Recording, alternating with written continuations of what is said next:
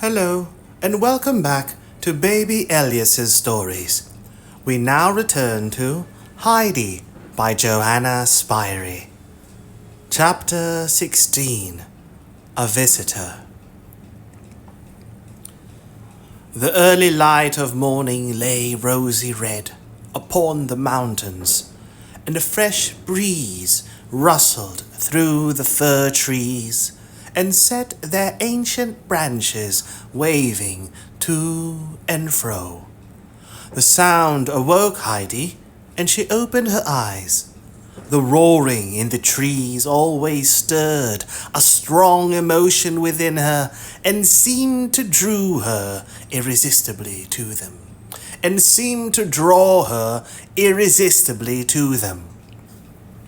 So she jumped out of bed and dressed herself as quickly as she could. But it took her some time even then, for she was careful now to be always clean and tidy. When she went down her ladder, she found her grandfather had already left the hut. He was standing outside, looking at the sky and examining the landscape as he did every morning to see what sort of weather it was going to be. Little pink clouds were floating over the sky that was growing brighter and bluer with every minute, while the heights and the meadowlands were turning gold under the rising sun, which was just appearing above the topmost peaks. "Oh, how beautiful! How beautiful! Good morning, grandfather!" cried Heidi, running out. "What? You are awake already, are you?" he answered, giving her a morning greeting. Then Heidi ran round to the fir trees to enjoy the sound she loved so well, and with every fresh gust of wind which came roaring through their branches, she gave a fresh jump and cry of delight. Meanwhile, the grandfather had gone to milk the goats. This done, he brushed and washed them, ready for their mountain excursion, and brought them out of their shed. As soon as Heidi caught sight of her two friends, she ran and embraced them, and they bleated in return, while they vied with each other in showing their affection by poking their heads against her and trying which could get nearest her, so that she was almost crushed between them.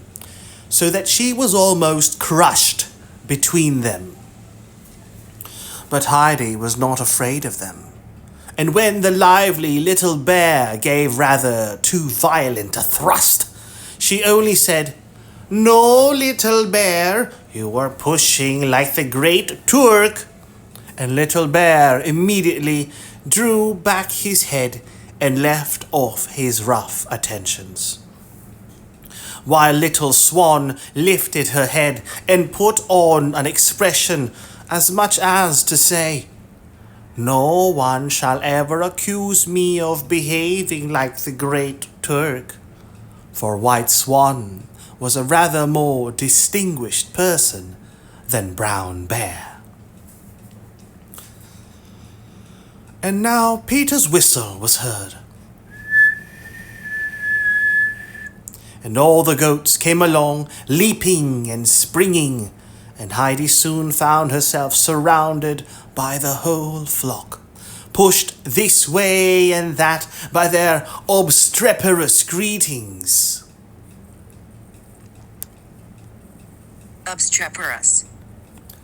Obstreperous, noisy, and difficult to control, unruly. Pushed this way and that by their obstreperous greetings. But at last she managed to get through them to where Snowflake was standing, for the young goat had in vain striven to reach her.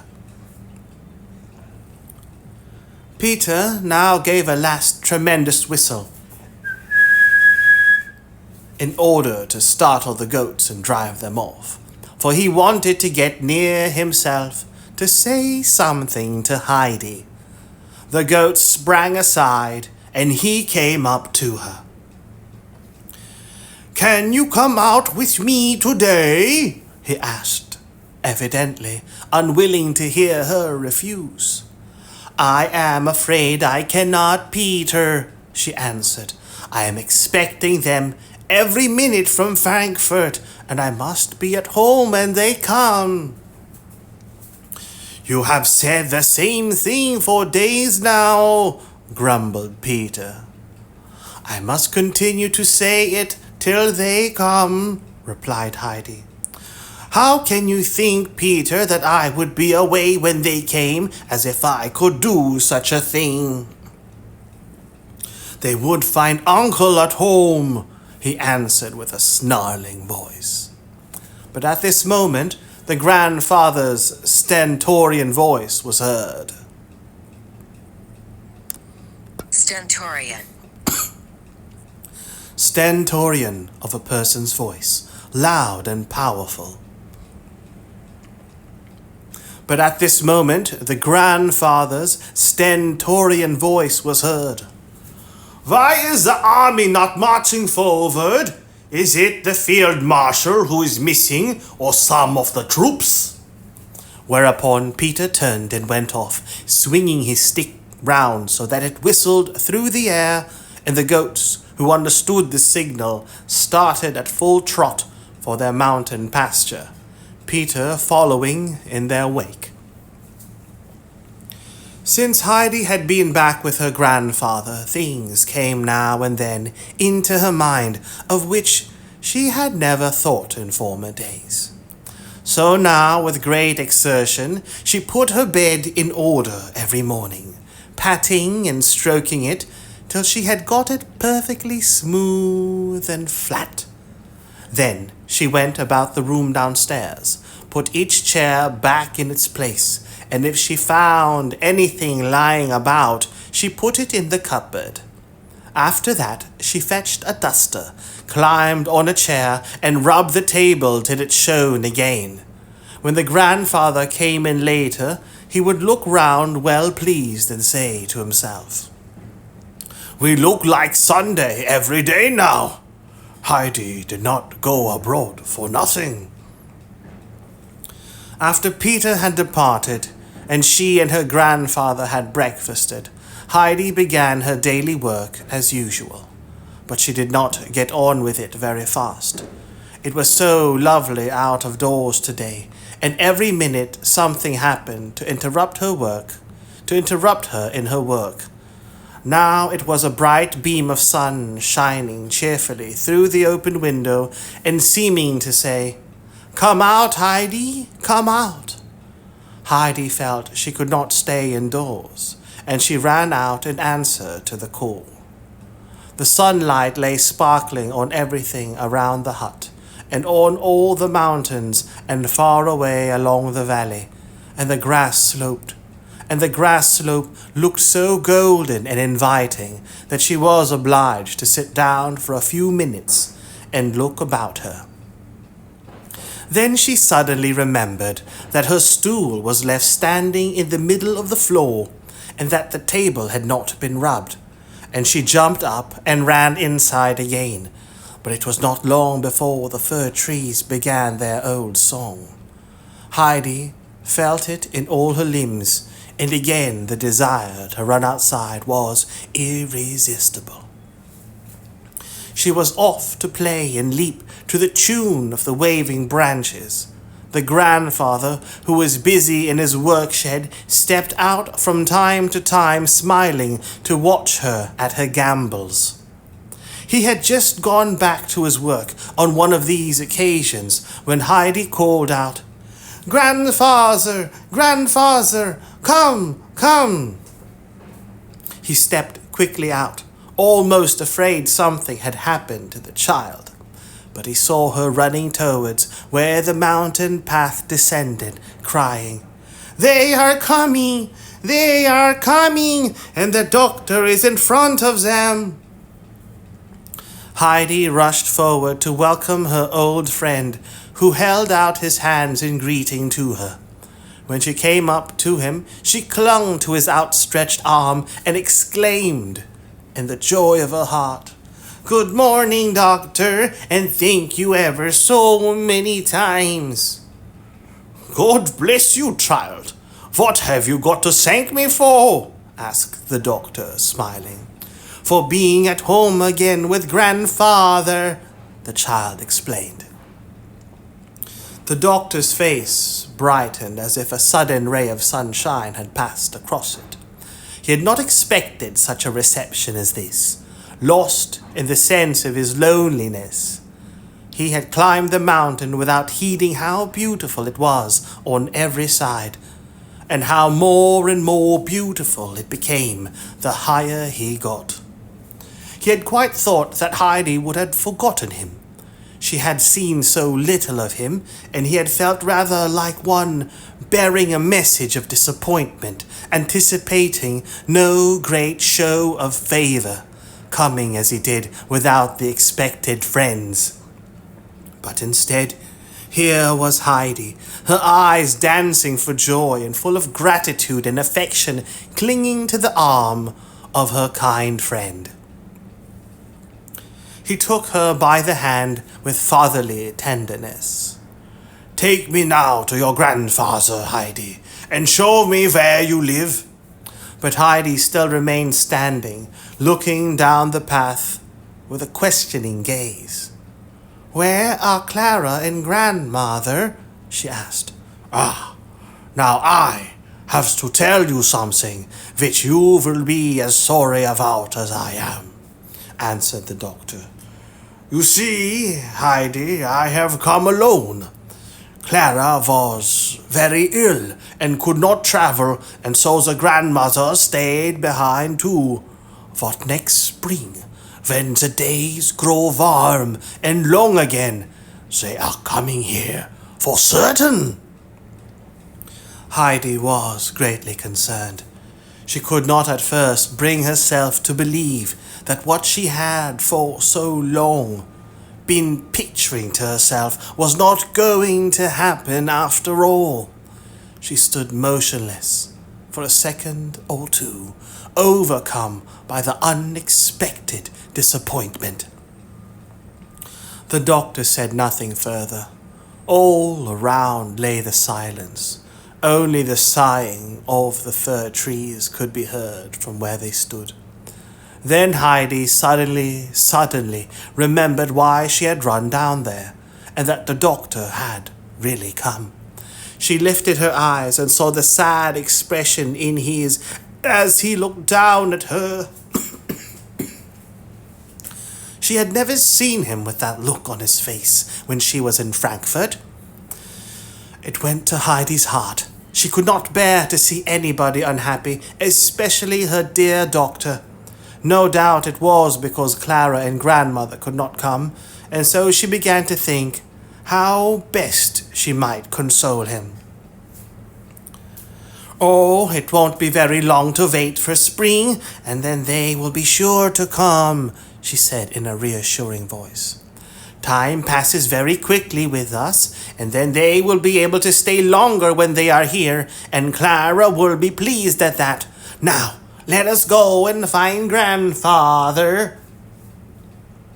Hand in hand with her friend, she climbed up to the hut. She was so anxious to make the doctor happy again that she began once more, assuring him that the winter passed so quickly on the mountain that it was hardly to be taken account of, and that summer would be back again before they knew it, and she became so convinced of the truth of her own words that she called out quite cheerfully to her grandfather as they approached. "They have not come today, but they will be here in a very short time." The doctor was no stranger to the grandfather, for the child had talked to him so much about her friend. The old man held out his hand to his guest in friendly greeting. Then the two men sat down in front of the hut. and Heidi had her little place too, for the doctor beckoned her to come and sit beside him. The doctor told Uncle how her assessment had insisted on taking his journey, and he felt himself it would do him good, as he had not been quite the thing for a long time. Then he whispered to Heidi that there was something being brought up the mountain which had travelled with him from Frankfurt, and which would give her even more pleasure than seeing the old doctor. Heidi got into a great state of excitement on hearing this, wondering what it could be. The old man urged the doctor to spend as many of the beautiful autumn days on the mountain as he could, and at least to come up whenever it was fine. He could not offer him a lodging, as he had no place to put him. He advised the doctor, however, not to go back to Ragaz, but to stay at Dorfli, where there was a clean, tidy little inn.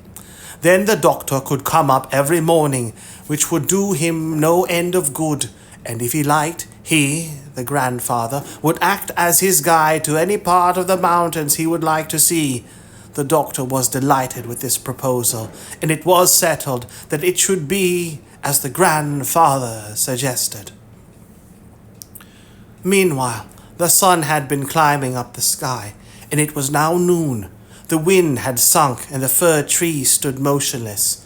The air was still wonderfully warm and mild for that height, while a delicious freshness was mingled with the warmth of the sun.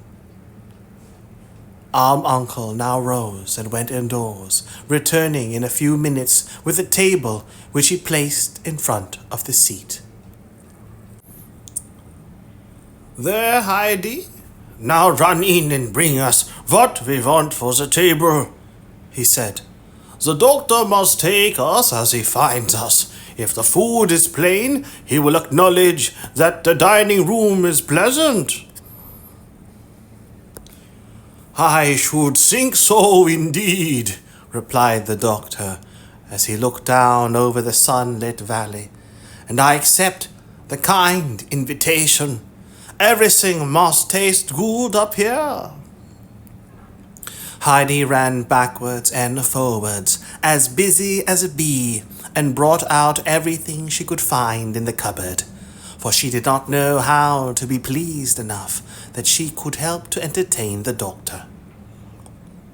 The grandfather, meanwhile, had been preparing the meal, and now appeared with a steaming jug of milk and golden brown toasted cheese. Then he cut some thin slices from the meat he had cured himself in the pure air, and the doctor enjoyed his dinner better than he had for a whole year past. "Our Clara must certainly come up here," he said. "It would make her quite a different person. And if she ate for any length of time as I have today, she would grow plumper than anyone has ever known her before." As he spoke, a man was seen coming up the path, carrying a large package on his back. When he reached the hut, he threw it on the ground and drew in 2 or 3 good breaths of the mountain air. "Ah, here's what travelled with me from Frankfurt," said the doctor, rising, and he went up to the package and began undoing it, Heidi looking on in great expectation. After he had released it from its heavy outer covering, "There, child," he said, "now you can go on unpacking your treasures yourself." Heidi undid her presents one by one, until they were all displayed. She could not speak the while for wonder and delight, not till the doctor went up to her again and opened the large box to show Heidi the cakes that were for the grandmother to eat with her coffee. Did she at last give a cry of joy, exclaiming, "Eee! Now grandmother will have nice things to eat." And she wanted to pack everything up again and start at once to give them to her. But the grandfather said He should walk down with the doctor that evening, and she could go with them and take the things. Heidi now found the packet of tobacco, which she ran and gave to her grandfather. He was so pleased with it that he immediately filled his pipe with some, and the two men then sat down together again, the smoke curling up from their pipes as they talked of all kinds of things, while Heidi continued to examine first one and then another of her presents. Suddenly she ran up to them, and standing in front of the doctor, waited till there was a pause in the conversation, and then said, "No, the other thing has not given me more pleasure than seeing you, doctor." The two men could not help laughing.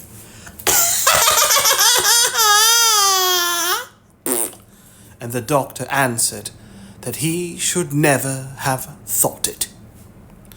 As the sun began to sink behind the mountains, the doctor rose, thinking it was time to return to Dorfli and seek for quarters. The grandfather carried the cakes and the shawl and the large sausage, and the doctor took Heidi's hand, so they all three started down the mountain. Arrived at Peter's home, Heidi bid the others goodbye. She was to wait at grandmother's till her grandfather, who was going on to Dorfli with his guest, returned to fetch her. As the doctor shook hands with her, she asked, "Would you like to come out with the goat tomorrow morning?" For she could think of no greater treat to offer him. "Agreed," answered the doctor. "We will go together." Heidi now ran into the grandmother. She first, with some effort, managed to carry in the box of cakes.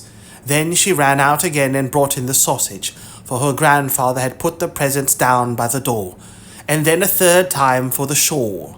She had placed them as close as she could to the grandmother, so that the latter might be able to feel them and understand what was there.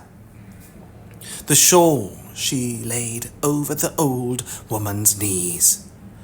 "They are all from Frankfurt, from Clara and Grandmama," she explained to the astonished grandmother and Brigitte, the latter having watched her dragging in all the heavy things, unable to imagine what was happening. "And you are very pleased with the cakes, aren't you, Grandmother? Taste how soft they are," said Heidi, over and over again, to which the grandmother continued to answer, Yes, Heidi, I should think so. What kind people they must be." And then she would pass her hand over the warm, thick shawl and add, "This will be beautiful for the cold winter. I never thought I should ever have such a splendid thing as this to put on." Heidi could not help feeling some surprise at the grandmother, seeming to take more pleasure in the shawl than the cakes.